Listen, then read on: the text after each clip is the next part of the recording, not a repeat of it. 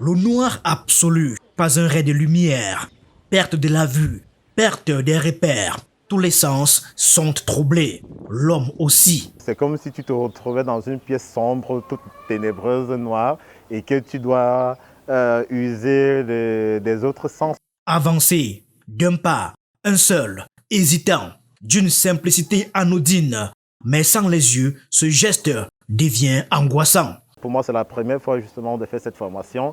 Et non seulement ça, c'est ma première fois d'être au milieu justement des personnes à déficience visuelle. Cette expérience troublante, une cinquantaine de personnes l'ont vécue au CEJAC du 26 juillet au 10 août 2023. C'est la première fois qu'au Cameroun, on a une telle formation. Nous avons pu former 56 personnes. Tenez-vous bien, contrairement au Burkina, qui n'avait formé que 8. Nous avons formé un grand nombre et nous espérons que cette formation sera répandue dans tout le territoire national. 3 sessions de formation. Une session qui est à destination des professionnels, donc de personnes comme des enseignants qui travaillent déjà auprès de personnes déficientes visuelles, et 2 sessions beaucoup plus orientées pour des aidants familiaux ou des bénévoles. Différents ateliers de mise en situation réelle. J'avais des difficultés parce que voilà, c'était pratiquement la première fois de le faire. Mais également, ça nous a permis de se mettre dans la peau des personnes complètement déficientes, donc déficientes visuelles totales. Animés par Karine et Flora, qui ont effectué le déplacement depuis la France par l'intermédiaire de l'association Voir Ensemble. Nous avons abordé les techniques, telles la technique de guide, qui est une technique universelle non verbale pour pouvoir guider une personne déficiente visuelle. La technique de canne a été reprise également, ainsi que les protections manuelles. Notre travail se base sur l'utilisation des sens compensatoires de la personne déficiente visuelle et sur les capacités cognitives de la personne. Au niveau des sessions de formation, nous avons proposé aux participants des mises en situation où ils pouvaient justement, par le biais des bandeaux ou des lunettes de simulation, vivre la situation pour pouvoir également ensuite proposer quelque chose d'adapté à la personne déficiente visuelle qu'ils vont rencontrer. Ici, les apprentis reçoivent de Karine et Flora des lunettes aveuglantes qui réduisent drastiquement leur vision. C'est grave.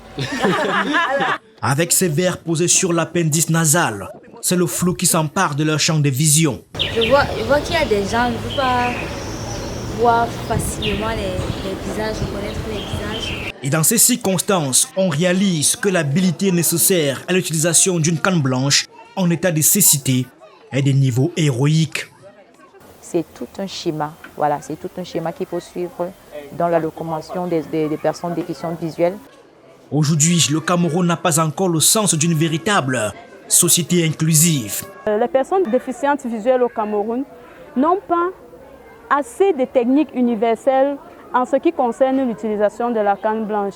Nos animatrices proposent des codes adaptés qui vont changer les mentalités et permettre aux personnes en situation de handicap visuel de franchir les épreuves quotidiennes. Par exemple, pour faire une demande de taxi, la canne est positionnée devant la personne, une main sur la poignée et une main qui pointe le doigt pour demander un taxi. Dans cette condition, les personnes ont l'habitude de monter la canne en l'air, comme ceci, et de montrer le plat de la main vers l'extérieur pour demander l'arrêt des véhicules. Concernant le code de détresse, le voici. La canne est levée en l'air cette fois-ci et la personne peut éventuellement demander de l'aide à quelqu'un. Alors s'il vous plaît, si vous voyez une personne déficiente visuelle avec une canne blanche qui est levée, c'est peut-être qu'elle a besoin d'aide, alors n'hésitez pas à aller à sa rencontre et à lui proposer une aide. Les participants sont venus des 10 régions du Cameroun pour prendre part à cette formation en locomotion. Cette formation nous pousse encore à aller plus loin, nous rentre dans les établissements scolaires, dans les lieux publics, afin de sensibiliser les personnes quant à l'utilisation de la canne blanche et même comment guider une personne déficiente visuelle de façon corporelle. Ce moment expérimental, plus efficace qu'un discours de sensibilisation.